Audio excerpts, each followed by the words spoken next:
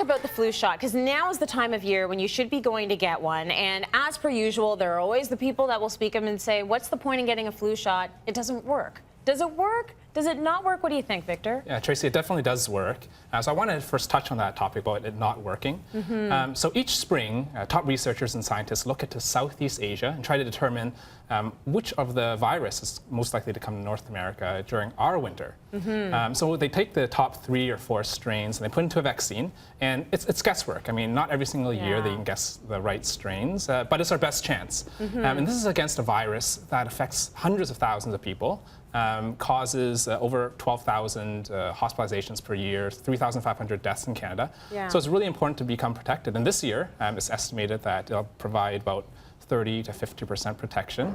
So if there is even a 1 in 2 chance of reducing hospitalization or feeling miserable for 1 or 2 weeks, why not get the flu vaccine? Yeah, why wouldn't you, Exactly, right? yeah. I mean, the odds are pretty good that at least you're doing something. So you, I love the honesty here, because last year's flu shot actually missed the mark, and we all know that. That's right. This year, there is a bit of a chance of it maybe not being the exact strain that we need, but still, even with that said, there's a 30 to 50% chance of protection. Right, exactly. Right? Okay, so I got my flu shot a little bit earlier, and you know what? I feel better getting it. I've been getting it since I was pregnant with my second child, and I haven't had a bad strain of the flu ever since. So amazing. Why wouldn't you take that chance? Let's talk a little bit about what you can do to bump up your immunity just to protect yourself from getting the flu outside of the shot. Right, so the main thing is to stay healthy this winter. Yeah. So get a lot of rest, drink a lot of fluids,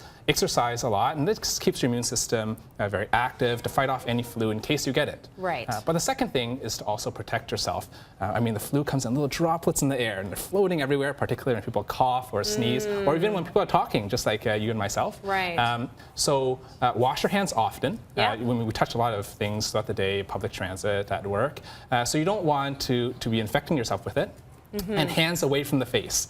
We have a tendency to touch our nose, our mouths, our eyes, so you really want to avoid that. Okay. But by far, try to get the flu shot. And I urge everyone to get the flu shot this year. And as a helpful tip for parents, this year, for the first time in Ontario, parents can request for children 17 years and younger the intranasal, so nose spray, flu vaccination. Oh, so no needle. Yeah, no needle. You just get it. You get it inhaled. You inhale it. That's right. So it's great for kids who are afraid of getting poked, getting shots. And it's just 1 spray into each nostril. And they sniff it, and they're vaccinated. So it keeps the kids healthy all winter. You have to be under 17, so just stop it right now. You still got to get a needle.